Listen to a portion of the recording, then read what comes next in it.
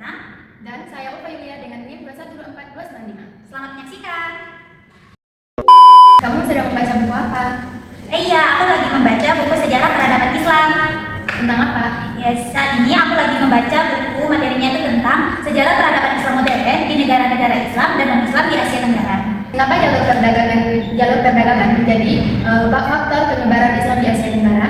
Nah, jalur perdagangan menjadi faktor penting dalam penyebaran di Asia Tenggara karena orang-orang Islam pergi ke Asia Tenggara itu bukan hanya sekedar untuk berdagang, tetapi dia juga menyebarkan agama Islam melalui sifat jujur, berakhlak baik. Nah, jadi dengan sifat itu secara terus-menerus masyarakat itu tuh lebih tertarik dengan ajaran agama Islam ini karena interaksi yang setiap hari ini, sehingga masyarakat itu ingin mengenal Islam dan mulai memasuki agama Islam. Jadi penyebaran agama Islam ini di Asia Tenggara ini melalui perdagangan ini sangat damai dan tidak terjadi. Apa pengaruh hubungan Brunei Darussalam dengan Kesultanan Malaka terhadap perkembangan Islam di Brunei Darussalam? Malaka ini merupakan pusat perdagangan yang terjadi di Asia Tenggara. Nah, sehingga melalui jalur perdagangan dan pendidikan itu masyarakat Malaka ini lebih mudah menerima agama Islam dan masyarakatnya lebih mudah masuk seperti itu. Mengapa peran Sultan sangat menentukan dan menjadikan Islam sebagai agama resmi negara? Nah, peran Sultan itu sangat menentukan karena Sultan itu kan memiliki kekuatan dalam memerintahkan masyarakat dan sebagai pemerintah juga. Jadi, jika Sultannya itu beragama Islam, maka otomatis secara tidak langsung masyarakatnya itu juga ikut dengan mengikuti agama Sultannya ini. Nah, kemudian Sultannya ini bisa menjadikan agama Islam ini sebagai agama resmi di negaranya. Kemudian Sultan ini juga mendukung dakwah penyebaran agama Islam ini. Jadi memang sangat berpengaruh si Sultan ini. Bagaimana kondisi masyarakat Thailand yang mengaruhi cara dakwah dan penyebaran Islam di wilayah tersebut?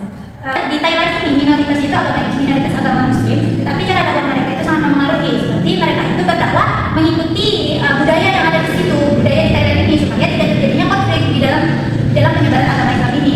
Nah, melalui pendidikan, mereka itu lebih berfokus kepada pendidikan dan hubungan sosial. Jadi supaya ajaran agama Islam ini tidak tertinggal. Gitu. Mengapa wilayah Batam memiliki peran yang sangat penting dalam sejarah Islam di Thailand sebagai kelompok minoritas? Karena sebagaimana kita ketahui, petani ini merupakan pusat kerajaan dulunya itu merupakan pusat kerajaan di bagian Thailand, yaitu bagian Thailand di bagian selatan. Nah, petani ini juga awal mulanya petani ini juga disebut dengan pusat pendidikan dan penyebaran agama Islam. Nah, dimulainya penyebaran agama Islam ini dari petani ini sehingga menyebar ke negara-negara yang lain. Walaupun di petani ini merupakan minoritas agama Muslim. Terus aku mau bertanya, terus apa sih tantangan umat Islam di Thailand sebagai kelompok minoritas? Oh, jadi tantangan umat Islam sebagai kelompok minoritas di Thailand itu di Thailand itu adanya tantangan sosial, politik, dan juga keterbatasan dalam ajaran agama Islam. Namun umat Islam itu harus berjuang karena adanya perbedaan budaya dan agama, dan itu harus berjuang dalam mempertahankan identitas Islam mereka. Mengapa sih masyarakat Muslim ini lebih mudah diterima di bagian Filipina bagian selatan ini dibandingkan wilayah lainnya? Karena Filipina bagian selatan ini lebih sejak awal mereka itu sudah memiliki hubungan yang kuat dengan dunia Islam. Selain itu mereka juga dengan kedatangan ulama dengan kedatangan Muslim ini, mereka lebih dahulu mengenal Islam, dan juga Islam juga di sana berkembang melalui kerajaan Mindanao dan Sulu. Apa sih peran ulama dan pedagang dalam proses Islamisasi di Filipina? Jadi peran ulama dan pedagang dalam proses Islamisasi di Filipina itu, para pedagang itu menyebarkan Islam dengan cara berdagang, sedangkan ulama menyebarkan Islam dengan cara berdakwah dan pendidikan agama. Keduanya saling menyebarkan agama Islam dengan pendekatan damai dan mudah diterima oleh masyarakat. Dan bagaimana sih pengaruh budaya lokal terhadap penerimaan Islam di Brunei, Thailand, dan Filipina? Pengaruh budaya lokal terhadap penerimaan Islam di Brunei, Filipina, dan Thailand.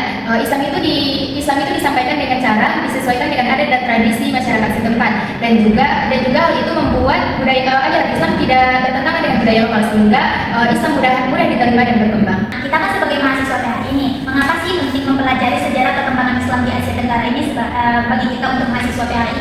Jadi, sejarah ini penting bagi kita mahasiswa PHI karena dalam sejarah perkembangan Islam di Asia Tenggara itu mengajarkan kepada kita memang untuk memahami dakwah secara damai dan toleran, dan juga mengajarkan kita tentang saling menghargai dalam perbedaan agama dan budaya, dan juga dengan mempelajarinya kita dapat mengambil pelajaran dan menerapkannya dalam kehidupan sehari-hari dalam masyarakat Islam. Oh, jadi seperti itu ya.